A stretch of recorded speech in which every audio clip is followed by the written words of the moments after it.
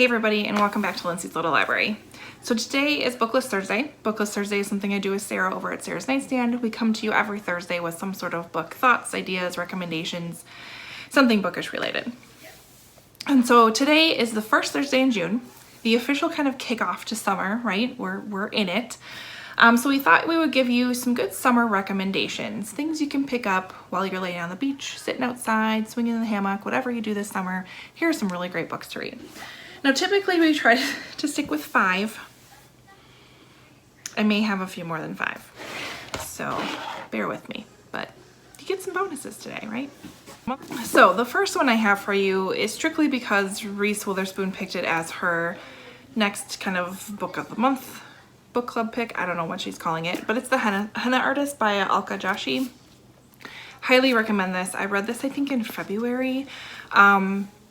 And our book club actually was lucky enough to get a bunch of advanced reader copies and kind of review it for us. And we are so excited that Reese picked it. I loved this book. This follows our main character, Lakshmi. She is the victim of an arranged, very abusive marriage, and she decides to leave it when she's 17, which is this takes place in the 1950s in India.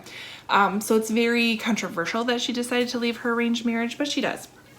So she ends up moving on. She ends up actually building a very successful henna artist business of her own, on her own, in a small town where she really serves kind of the influential society of that town. So she ends up kind of learning some secrets she maybe shouldn't know. She's kind of on this cusp of like, if you are liked by them, she is successful and her business will grow. If she makes one mistake, word will spread and her business will die. So very randomly, out of the blue, her ex-husband or her estranged husband shows up with a sister she knew nothing about, who brings news that her parents have passed away. She did not know this. And now she has this sister involved. And she, again, it's her reputation on the line here. What does she do? What's her responsibility? And where does she go from here? But it's fantastic. I really, really enjoyed this book.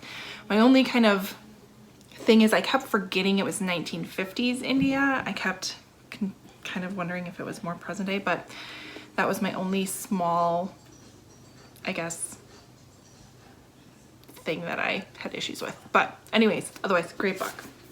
All right, so then I have kind of typical easy summer type reads that you can kind of fly through. So I have Tell Me 3 Things by Julie Buxbaum. This follows our main character, what's her name? It doesn't have it on the back. Jessie. She just started her junior year of high school in a new school where she had moved with her father. So she was living, I think, in Chicago.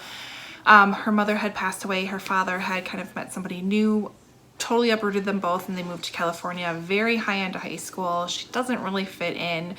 It's her junior year of high school. It's kind of a weird time to move. She's not really making friends, and all of a sudden she kind of generates this very different relationship with someone who calls themselves Somebody Nobody. They go through, I think, like texting and messaging each other, and they play this game of Tell Me 3 Things, and they're kind of, it's her only kind of friend at that point, and it goes from there. But it's a really easy read, a sweet book, and I really enjoyed it. The next one I have for you is The Friendzone by Abby Jimenez. This follows our main character, Kristen. She is very career driven. She owns her own business. She doesn't really do drama. She doesn't have kind of room in her life for guys who just don't understand her.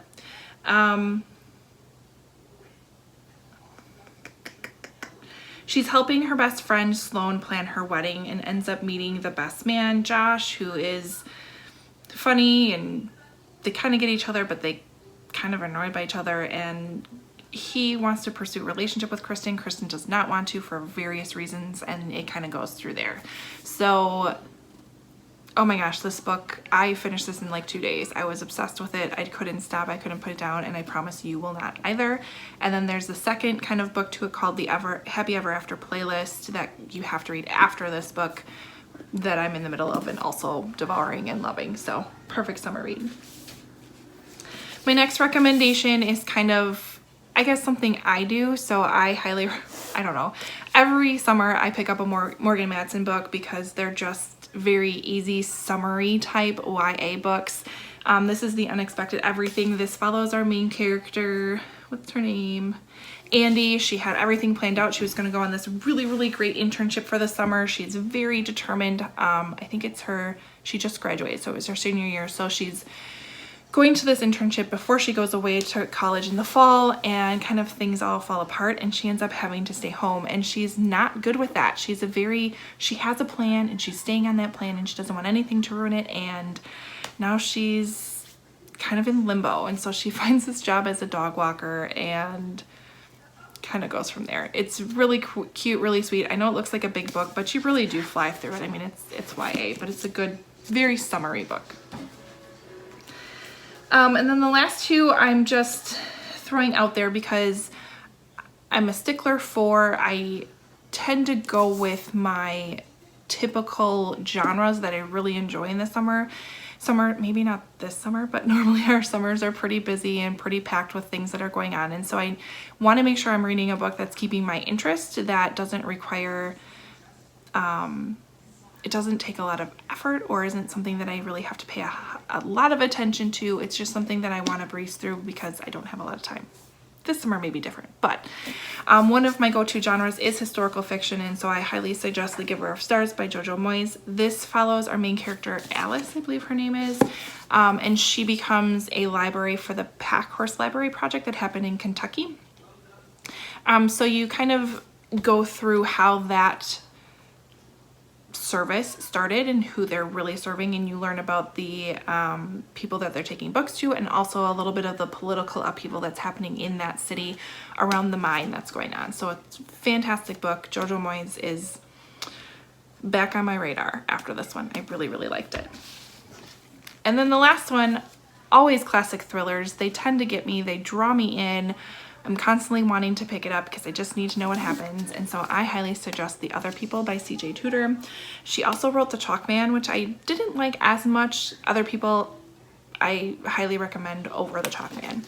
So this follows our main character, Gabe. He's driving home from work one night and he sees a car pull in front of him, and a little girl pops up in the rear window, and it's her daughter, or it's his daughter.